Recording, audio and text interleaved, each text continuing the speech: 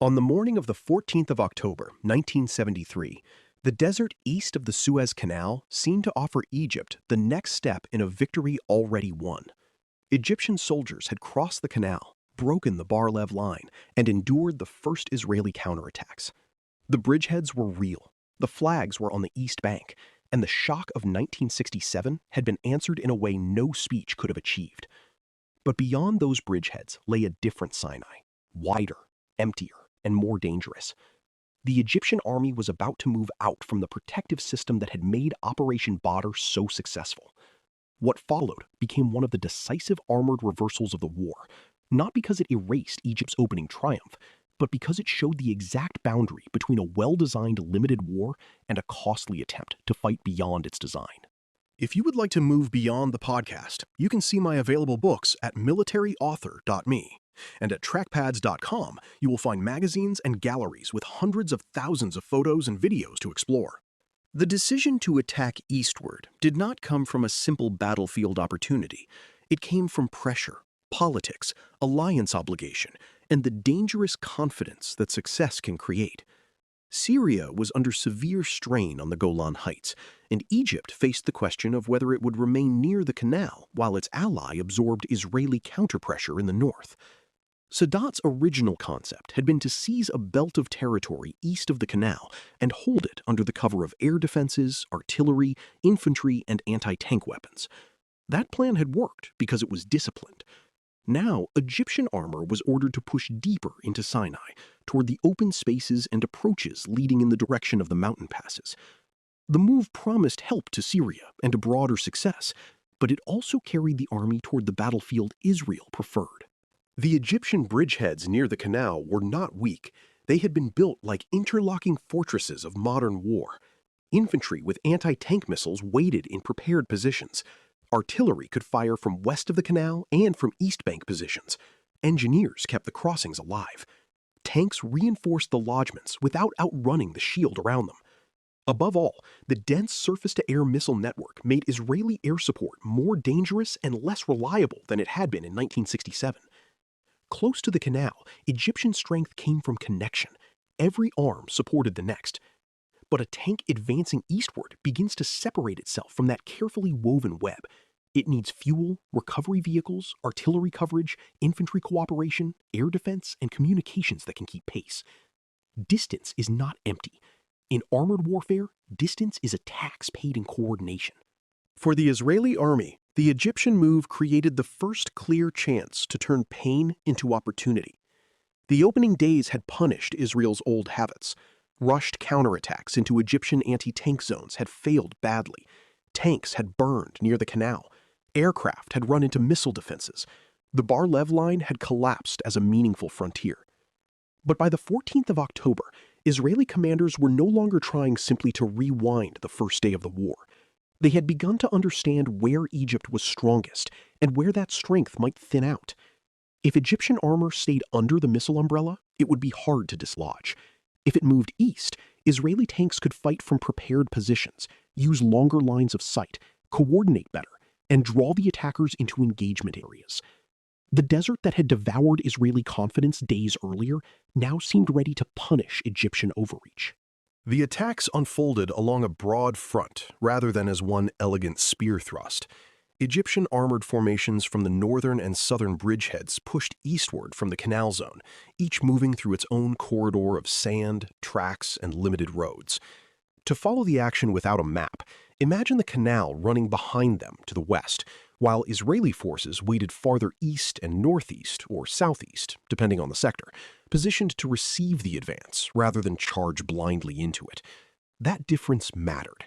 A defending tank, partly hidden behind a rise, firing from a known position, is not the same creature as a tank racing forward under missile fire.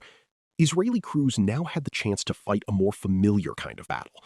Identify movement, wait for range, fire, shift, and fire again.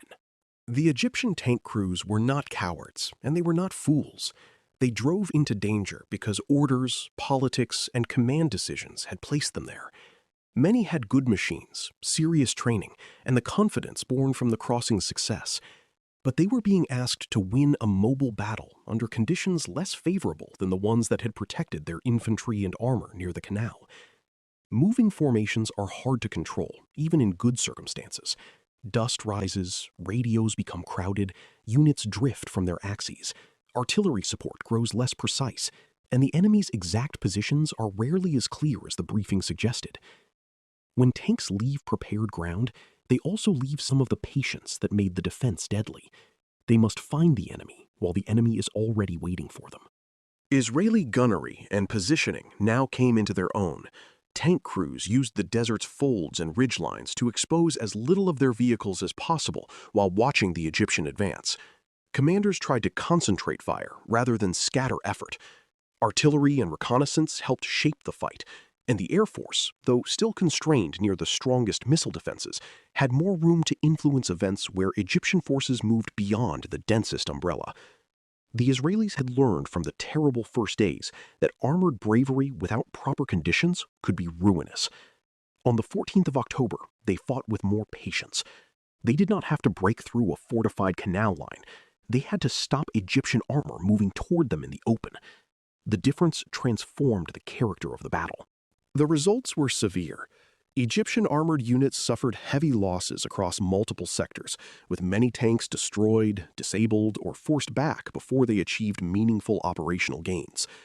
Exact figures vary from account to account, and wartime claims often exaggerate success or hide pain, but the pattern is not in serious doubt. Egypt lost a large number of tanks in a single day, while Israeli losses were far smaller by comparison. More important than the numbers was the change in momentum. The Egyptian army had moved out from the posture in which it was strongest and had been beaten in the kind of fight Israel understood best. The bridgeheads remained, and the canal crossing was not undone, but the aura of uninterrupted Egyptian success had been broken. The battle also exposed a rift inside Egyptian command. Saad el-Shazli, the chief of staff, had warned against moving major armored forces beyond the protective reach of the canal system. His argument was not timid. It was rooted in the logic of the original plan. Egypt had created a way to neutralize Israel's advantages near the canal, not a guarantee that Egyptian armor could defeat Israeli armor in open desert. Political leaders and other senior commanders felt the pressure to support Syria and expand the battlefield. That tension now had a battlefield answer, written in wrecked vehicles. Military plans are built around assumptions about range, protection, tempo, and sustainment.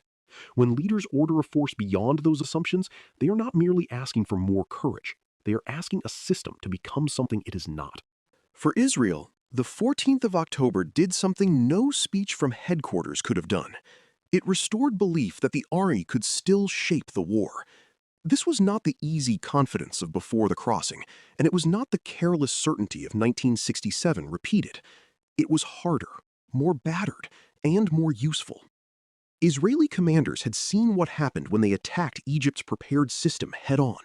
Now they had seen what happened when Egypt's armor left that system and entered Israeli engagement areas. The lesson pointed toward the next move. If Egyptian forces could be held in their bridgeheads and punished when they tried to expand, then the real opportunity might lie elsewhere, not in smashing the strongest part of the front, but in finding the seam between the Egyptian armies near Deverswar. This is why the 14th of October is the hinge before the hinge. Chinese Farm and the crossing at Deverswar would become the bloodier and more famous centerpieces of the campaign, but they were made possible by the change in initiative that followed this day. Before the 14th of October, Israel was still largely recovering from shock, trying to contain Egyptian success and stabilize a front that had collapsed at the canal. After the 14th of October, the Israeli command could think in terms of counteroffensive opportunity. The Egyptian attack had failed to relieve Syria in any decisive way, failed to expand the bridgeheads meaningfully, and revealed that the space between the Egyptian Second and Third Armies might be exploited. The war did not become simple, but it became newly movable. For armored commanders, that was everything.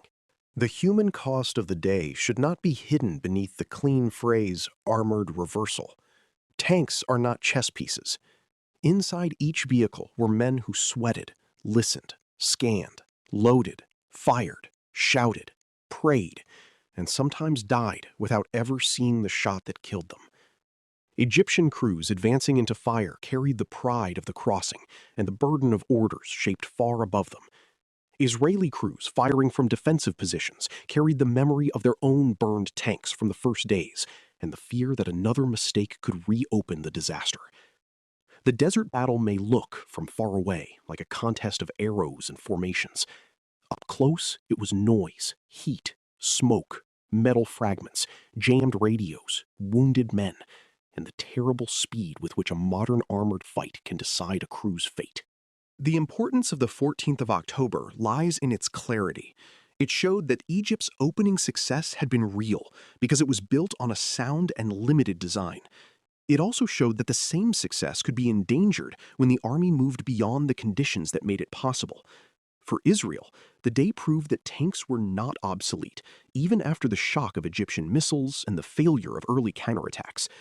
Properly positioned, coordinated, and used at the right moment, armor could still dominate a desert battlefield.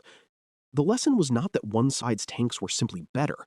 The lesson was that armored warfare rewards the side that understands the relationship between machines and the system around them.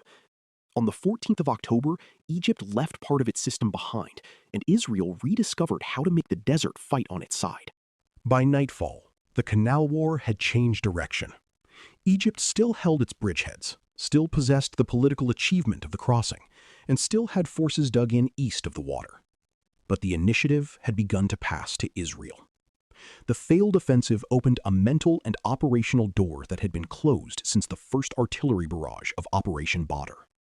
Israeli commanders could now look toward Deversoir not as a desperate fantasy, but as a dangerous possibility. The coming days would be filled with confusion, courage, misjudgment, and blood, especially around the road network and the fields known as the Chinese Farm. Yet the path to that night ran through the wreckage of the 14th of October. Egypt had proved how to win at the canal. On this day, it also revealed how a victory can be carried one step too far. You've been listening to Famous Tank Battles. These battles were never just about machines. They were about doctrine, terrain, firepower, logistics, and the hard problem of turning shock into victory. For more military history writing and books, visit militaryauthor.me.